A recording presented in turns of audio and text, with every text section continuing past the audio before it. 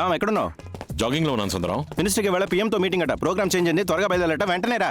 నేను బయలుదేరుతాను రా. రాజకీయ నాయకుల దగ్గర పనిచేస్తే సగమే పరిగెత్తగలవు.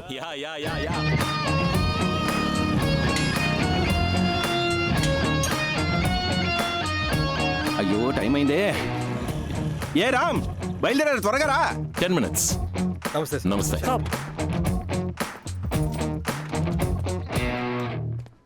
సాబ్ గుడ్ మార్నింగ్ సార్. శాంతి, దియా లండన్ నుంచి వస్తుంది కదా, ఎయిర్పోర్ట్ కార్ పంపించావా? ఉదయాన్నే శక్తిని పంపించానండి. Morning sir. రామ్, వాళ్ళ 12 వరకు ప్రైమ్ మినిస్టర్ మీటింగ్ ఉంది. Yes sir. ఈవినింగ్ చండీగఢ్ లో అగ్రికల్చర్ మీటింగ్ వెళ్ళాలి. నైట్ మళ్ళీ ఢిల్లీకి రావాలి. Give me a plan according to this. Okay sir. వెళ్ళొస్తాను శాంతి. సార్ పిఎం మీటింగ్ పూర్తయ్యాక డైరెక్ట్ గా ఎయిర్పోర్ట్కి వెళ్తే 2 గంటలకు ఇండిగో ఫ్లైట్ ఉంది. అది క్యాచ్ చేస్తే కరెక్ట్ గా ఈవినింగ్ మీటింగ్ వెళ్ళిపోవచ్చు. బట్ చండీగఢ్ లో మీటింగ్ పూర్తయ్యాక నైట్ ఫ్లైట్ లేదు సార్. అలాగే రోడ్ జర్నీ చేయడం కూడా సేఫ్ కాదు, ఎందుకంటే 2 చోట్ల డైవర్షన్స్ ఉన్నాయి, బ్రిడ్జ్ కడుతున్నారు. నైట్ అక్కడే స్టే చేస్తే ఉదయం 7:55 కి ఫ్లైట్ ఉంది, అది పట్టుకుంటే 10 గంటలకు పార్లమెంట్కి వెళ్ళిపోవచ్చు sir. Okay okay sir, I'll take care of it.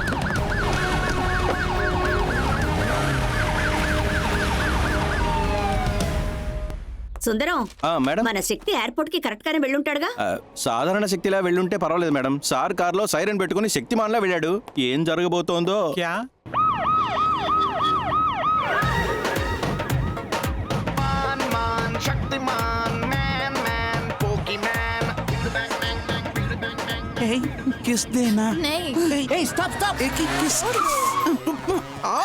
పగలు నడి రోడ్డు మీద కారులో ఒక అమ్మాయిని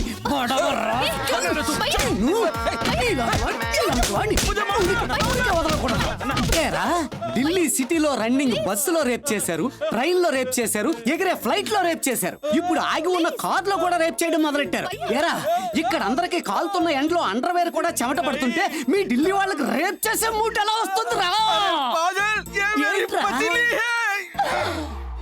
పత్నియా? ఎరా, ఒక పత్ని అని తెలిసిన తర్వాత కూడా ఇన్నిసార్లు ముద్దులేవడానికి ట్రై చేస్తున్నావా? వీడు రమాపతి అయితే ఏంటి, అంబికాపతి అయితే ఏంటి, చివరికి జగపతి బాబు అయినా సరే వీడు వదిలిపెట్టినా. ఎందుకయ్యా అతన్ని పట్టుకుని అంతలా కొడుతున్నావు? సార్, ఈ బొండంగాడు ఈ అమ్మాయిని కార్లో రేప్ చేయాలని చూశాడు సార్. చూసారా సార్, పత్నిని రేప్ చేసే వెధవ సార్. ఫూల్, హిందీలో పత్ని అంటే భార్య అని అర్థం రా. భార్య? అవునరా, హిందీ చదివింది ఎదవ. ఇదేంట్రా సైరన్? నేను మంత్రి గారు బామర్దిని. ఇప్పుడు మంత్రికే సైరన్ లేదురా, బామ్మర్దికి ఎందుకురా సైరన్? నీకు మాత్రం ఎందుకు సైరన్? నేను పోలీసురా గాడిద. వెళ్తున్నాను అందుకే. నువ్వు అర్జెంట్ గా వెళ్ళాలి కదా, ఈ సైరన్ తప్పో నేను నిన్ను ఫాలో అవుతాను. శక్తి మాల్లో వచ్చాను, ఇప్పుడు సైరన్ మాల్లో పంపిస్తున్నాడే. రామ్, మ్యామ్, అమ్మాయి వాళ్ళ లండన్ నుంచి వస్తోంది. రిసీవ్ చేసుకోవడానికి వెళ్ళిన శక్తి ఏమయ్యాడో తెలియడం లేదు. నువ్వు కొంచెం ఎయిర్పోర్ట్ కి వెళ్ళొస్తావా? Sure ma'am. నువ్వు తన్ని చూడలేదు కదా, తన నంబర్ నోట్ చేసుకో.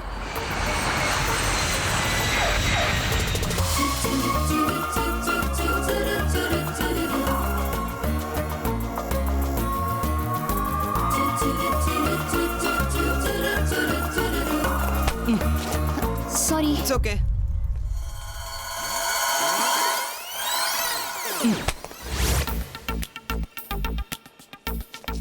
Excuse me. ఎస్. కావాలనే గుద్దారు కదా? లేదే. హే, కావాలనే కదా గుద్దావు? అవునండి. ఓకేనా?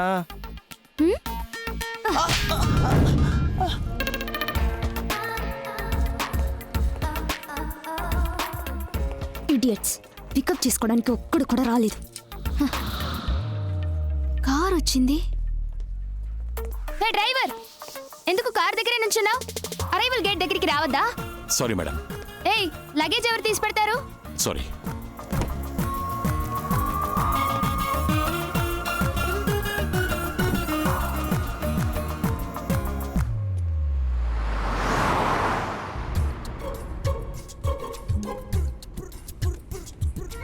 కార్లో ఏసీ వేసుకుని డ్రెస్ తీసుకుంటున్నావా? లేదు మేడం. మరి కూల్గా ఉంది. మీరు వస్తారని ఏసీ వేసి ఉంచారు మేడం. Yeah, fine.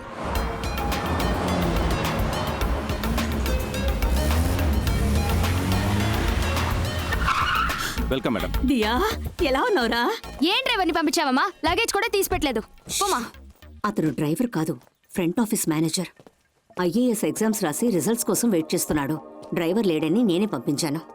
ఇదిగో, నువ్వు లోపలికెళ్ళు, నేను వస్తాను. Hello, hold on. మీరు డ్రైవర్ కాదని చెప్పొచ్చుగా? చెప్పకపోతే నాకెలా తెలుస్తుంది? It's okay. ఏంటి ఇట్స్ ఓకే? చెప్తే అనవసరంగా మీతో గొడవ పడేదాని కాదుగా. మీరే నన్ను తిట్టేలా చేస్తారు, తర్వాత మంత్రి కూతురికి గౌరవం తెలీదు, పొగరబోద్దని ప్రచారం చేస్తారు. నేను అలాంటి వాడిని మిమ్మల్ని మీరే ఇన్ఫీరియర్ గా చేసుకుని అందులో సుపీరియారిటీని ఎంజాయ్ చేస్తారు, అంతే సరే కదా? ఓపెన్ చేయండి. మీరు వెళ్ళి కార్ ఎక్కండి. మిమ్మల్ని తీసుకెళ్ళి ఎయిర్పోర్ట్లో డ్రాప్ చేస్తాను. మీరు లోపల నుంచి రండి, నేను ప్లాక్ కార్డ్ చూపిస్తాను. మీ లగేజ్ తీసుకొచ్చి కార్లో పెట్టి నేను డ్రైవర్ని కాదు ఫ్రంట్ ఆఫీసర్ మేనేజర్ అని చెప్తాను. అప్పుడు మీరు కార్ ఎక్కండి, మిమ్మల్ని మళ్ళీ తీసుకొచ్చి ఇంటి దగ్గర డ్రాప్ చేస్తాను. మీరు దిగి ప్రశాంతంగా లోపలికి వెళ్ళండి, ఓకేనా? Hello, damn it. Diya Diya నువ్వే వచ్చేసావా? రే బుర్ర తక్కువ మావయ్య, ఎయిర్పోర్ట్ కి రాకుండా ఎక్కడ తిరిగి వస్తున్నావురా? ఏదో తప్పు సరిదిద్దపోయి హిందీ తెలియకుండా నేను పడ్డ అవస్తుందే. ఇన్నేళ్లుగా ఢిల్లీలో పడున్నావు కదా, హిందీ మాట్లాడరాదా నీకు? అయ్యో, హిందీ మాట్లాడమంటే మాట్లాడతాం. బుద్ధిమాలినోళ్ళు హిందీలోనే నవ్వమనేట్టున్నారు, హిందీలోనే ఏడవమనేట్టున్నారు. పిచ్చి పట్టి కొట్టుకుంటున్నారమ్మా.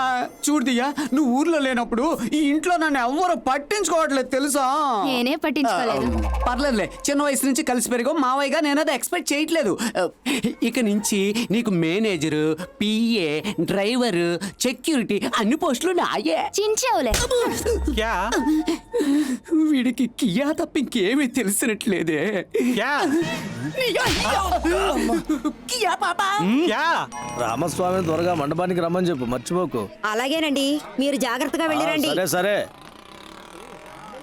దయచేసి ఇక మీదట తెల్లారగట్ల లేపద్రాం. చెప్పమ్మా. తాతయ్య మండపానికి బయలుదేరారు, నీకు జ్ఞాపకం ఉంది కదా? 7:30 ముహూర్తం, హర్షగార్డెన్లో పెళ్లి. అబ్బాయి పేరు లక్ష్మణ్, అమ్మాయి పేరు మధుమిత. 8:30కి లగ్నం. కరెక్టా? శుక్లాంబరధరం విష్ణుం శశివర్ణం చతుర్భుజం ప్రసన్నవదనం ధ్యాయేత్ సర్వమంగళ మాంగళ్యే శివే సర్వసాధికే. షాదీ రోకో. మీరు ఆపకండి, మంత్రాలు చదవండి. సర్వమంగళ మాంగళ్యే సర్వ. మాత్ మాత్ మాత్ మాత్. మీనాక్షి, ఇలా రావే. ఏయ్ మీనాక్షి, ఎవరిని అడిగి ఈ పెళ్లి అరేంజ్ చేశావు? బినా ముస్సే బతాకే మేరే బేటే కో షాదీ కర్వా రహే హో. నేను చెప్పేది కొంచెం ఓపికగా వినండి. ముందు కూర్చోండి. అరే పెళ్లి కొడక, ఊట్ ఊట్ ఊట్. రామ్, నువ్వు బయలుదేరు. ఈ ముహూర్తానికి పెళ్లి జరిగేలా కనబట్టలేదు. తాతయ్య, ప్రాబ్లం జరిగేలా ఉంది. ఇప్పుడు అందుకని 10:30-12 ముహూర్తానికి నేను చేసేస్తాను, నువ్వు బయలుదేరు. దయచేసి ఈ పెళ్లి ఆపకండి. సిగ్గుగా లేదే నీకు? తూనే ముझे డైవోర్స్ కియా, లేకిన్ ఏ మేరే బేటీ హై నా. నా కూతురు పెళ్లి నాకే తెలియకుండా చేస్తావా? ఇది జరగనివ్వనే. నీ రౌడీయిజం నచ్చకే కదా నేను నీకు డైవోర్స్ ఇచ్చాను. దయచేసి నా కూతురి జీవితాన్ని నాశనం చేయకండి. పెళ్లి జరగనివ్వండి. क्यों रोकते आप? पहले शादी होने दीजिए. आप मेहरबानी करके बैठिए प्लीज. दो गोली का पुलिस वाला मुझे समझाएगा?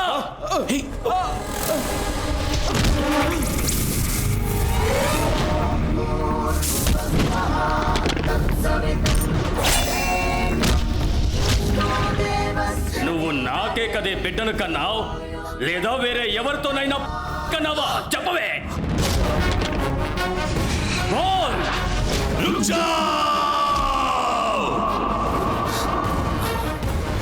కట్టుకున్న భార్య అయినా సరే రావే పోవే అని పిలవకూడదు.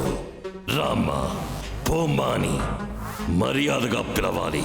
పండిత్ బయటికి పో. మజా కర్ రహా హై. బయటికి పో. ఏయ్!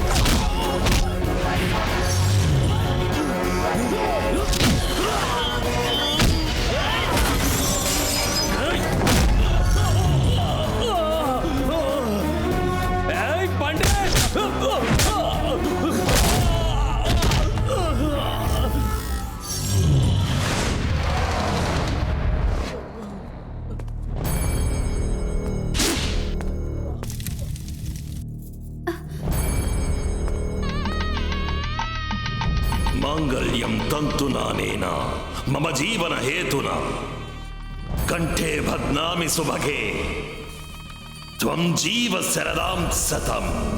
ఈ కోపం నీకు ఎక్కడి నుంచి వచ్చింది? జంజం వేసుకొని నిత్యము గాయత్రి మంత్రం జపించే నీకు ఇలా కోపం రాకూడదు. ఇది మూడోసారి. నేను కావాలని అలా చేయలేదు తాతయ్య. ఆ వయసైన పోలీసు ఆయన నా మీద పడగానే నాకెందుకో ఉద్వేగం, ఆవేశం, కోపం రే, వచ్చాయి. పోలీస్ కేసు అయిందంటే నువ్వు ఐఏఎస్ ఆఫీసర్ అవ్వటం కుదరదురా. నువ్వు ఐఏఎస్ అవ్వాలన్నది మీ అమ్మ ఆశ, మీ నాన్న లక్ష్యం. ఇంకెప్పుడు ఇలా జరగదు తాతయ్య. ఎంత మీరు సాత్వికంగా పెంచాలనుకున్నా వాడిలో వాళ్ళ నాన్న గుణం ఉండడం సహజమే కదా.